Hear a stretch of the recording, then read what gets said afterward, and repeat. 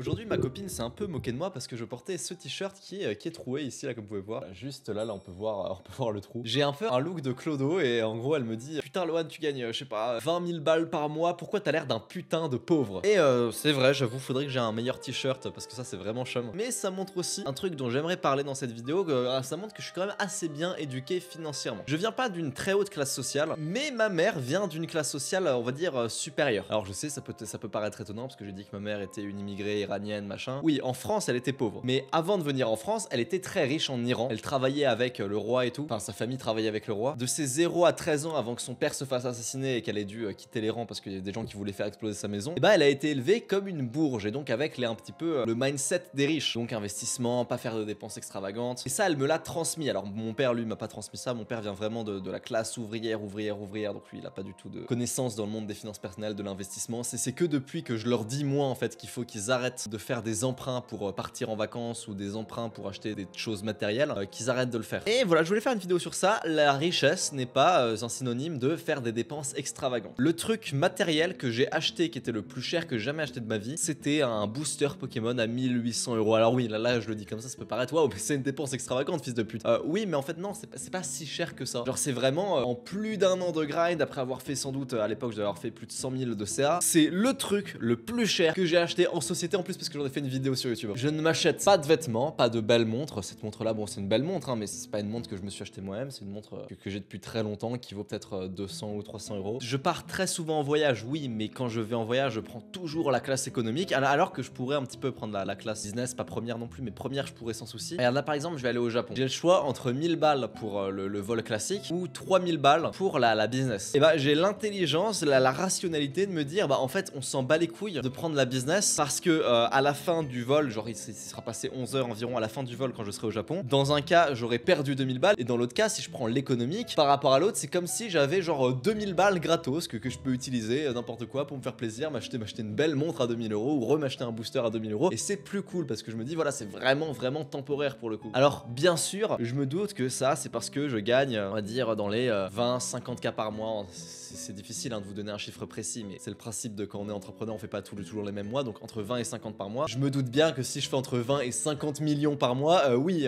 2000 €, je m'en bats les couilles. Mais aujourd'hui, 2000 €, ça veut encore dire quelque chose pour moi. Là où, par exemple, aujourd'hui, 200, ça veut plus dire grand chose. Je précise, depuis tout à l'heure, c'est du chiffre d'affaires que je parle, c'est bien du chiffre d'affaires et non du bénéfice. Alors honnêtement, le bénéfice, c'est pas si loin que ça, mais voilà, qu'on soit bien d'accord, c'est pas du bénéfice. Moi, combien je me verse tous les mois en salaire? Et bah, zéro, en fait, je vis chez mes parents, je mange aux frais de ma boîte, j'ai ma petite holding, mon petit montage, vous connaissez, hein. Quand on est youtubeur, on peut payer la plupart de ces trucs en société, donc c'est cool. La majorité de ce que je gagne, je l'investis. Et pour d'ailleurs reparler du booster Pokémon à 1800 balles, c'est au final toujours un investissement. Là, je suis parti aller faire grader mon Dido King holographique. Si c'est un PSA 10, je suis rentable. Alors du coup, qu'est-ce que j'en pense de dépenser son argent dans des trucs très matérialistes, Rolex, Dubaï, business class, vêtements de luxe et tout? Je pense que c'est une idée de merde à 90%. Pourquoi à 90%? Parce que la majorité des gens qui font ça ne gagnent pas 1 million par mois, mais gagnent comme moi 20, 30, 40, 50 000 € par mois. Et croyez-le ou non, quand on a ce lifestyle onéreux, qu'on vit à Dubaï et qu'on est un petit peu dans cet univers de success porn où on veut acheter des conneries, 20, 30, 40, 50K par mois, ça se crame très vite. Et évidemment que je ne dirais pas la même chose si voilà, tu gagnais 1, 2 millions ou alors même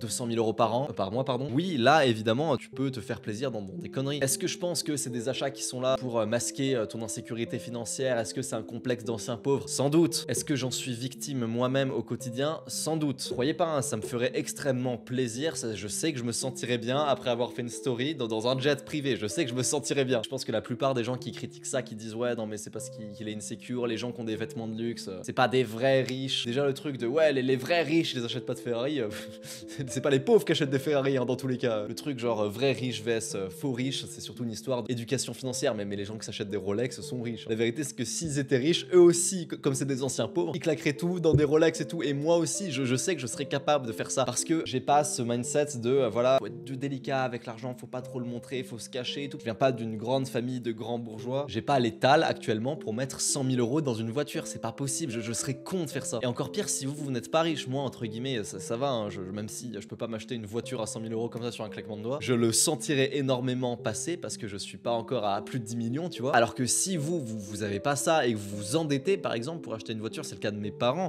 Mes parents, ils s'endettent pour acheter des voitures. 7, 8, 9 ans peut-être, ma mère a acheté une voiture, elle est encore en train de rembourser le crédit actuellement. Je pense que c'est vraiment une idée de merde. Je pense que vous devez économiser pour acheter les passifs, donc les voitures, les voyages, ça c'est des passifs. Vous économisez et vous empruntez que pour les actifs. Enfin, ça me semble logique, mais comme personne ne lit de bouquins sur les finances personnelles, ben, les gens sont choqués de dire ça et ils disent mais non, mais moi je peux pas acheter de voiture en perso. Oui, bah t'attends un peu et tu t'achètes une voiture un peu moins bien, mais tu vas pas voler de l'argent à ton futur toi parce que par ego, la voiture que tu mérites actuellement, elle n'est pas au goût de la voiture que t'aimerais avoir. Ça aussi, c'est une forme, c'est pas une forme, c'est aussi de l'insécurité financière. C'est aussi les mindsets d'anciens pauvres, enfin même pas d'anciens pauvres, de pauvres, tu vois. Je sais que j'ai dit que j'en parlerai plus parce que je sais que ça a une mauvaise image en France et qu'il faut pas que j'en parle, mais bon, on est sur ma chaîne secondaire et tout, mais je vous jure que c'est important de se dire, ok, il faut que j'augmente mes revenus, il faut que je trouve un moyen de faire augmenter ma thune. Je pense qu'il faut aussi aider sa famille, je pense que c'est une honte si aujourd'hui tes parents galèrent et que toi t'économises pour t'acheter des Nike à 400 balles. La vérité, c'est qu'il faut vivre en dessous de ses moyens pour pas avoir à se voler de l'argent à son futur soi-même. Si vous êtes pauvre, n'agissez pas comme si vous étiez riche. Si vous êtes riche, n'agissez pas comme si vous étiez très riche. Si vous êtes très riche, bon bah là, ok, faites-vous kiffer. Alors du coup, est-ce qu'il faut forcément agir comme un putain de broki comme je le fais?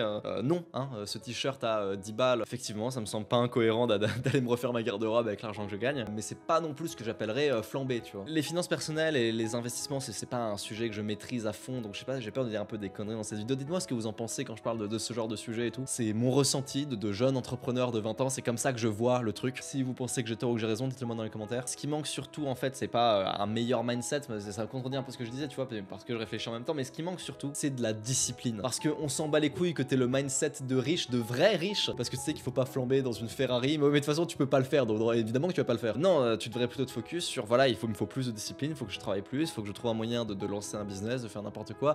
J'ai un regard assez critique sur la génération actuelle, pas un truc que j'ai depuis peu de temps, hein. J'ai toujours eu ça, j'ai toujours eu l'impression que les jeunes autour de moi, même au lycée, étaient vraiment dans, voilà, les jeux vidéo, les soirées, les sorties, les distractions de manière générale, et pas dans, putain, comment je pense à mon avenir, comment je fais de la thune financièrement parce que mes parents galèrent. N'importe qui aujourd'hui, grâce à internet, est capable de devenir millionnaire, je le pense sincèrement et je le pense vraiment, c'est un des rares trucs où j'ai une conviction de bâtard dessus. Vraiment, n'importe qui travaille 5 ans sur internet en se disant il faut que je fasse le million, peut faire le million. T'as même pas besoin de payer une formation ou je sais pas quoi, tout est vraiment gratuit en ligne, genre si t'as pas de thune, t'as même pas d'excuses en vrai. Et c'est vraiment un mélange de croyances limitantes, mais de fréquentation limitante et aussi de flemme. Je pense que c'est aussi de la flemme et un manque d'effort. Je pense que tant que t'es pauvre, tu vas pas t'acheter des trucs chers, logique. Tu recevras juste des compliments et des likes sur les réseaux sociaux. Alors ça peut être une stratégie, mais bon, en vérité, tu vas pas l'utiliser comme une stratégie. Mais moi, là, je peux me dire, ouais, je vais faire un voyage en jet parce que comme ça, c'est la street cred. Je le poste en story Insta et puis comme ça assoit mon statut et les gens, peut-être que machin, ils vont peut-être plus payer. C'est faux. Les entreprises et les particuliers veulent que je les accompagne pour développer leur chaîne YouTube. Ils s'en battent les couilles de me voir en jet pour de vrai. Je vais me bullshiter moi-même la gueule, tu vois. Je n'aurai aucun retour sur investissement positif avec ça. Ça peut être une bonne chose de justement de pas recevoir de compliments, de pas recevoir de likes, de sentir un sentiment de honte. Parce que ça peut être une source de motivation pour aller bosser. Je l'ai pris très personnellement quand j'ai quitté la fac et que je faisais 500 balles par mois. Vraiment très personnellement de voir que potentiellement des anciens potes qui pouvaient se moquer de moi et tout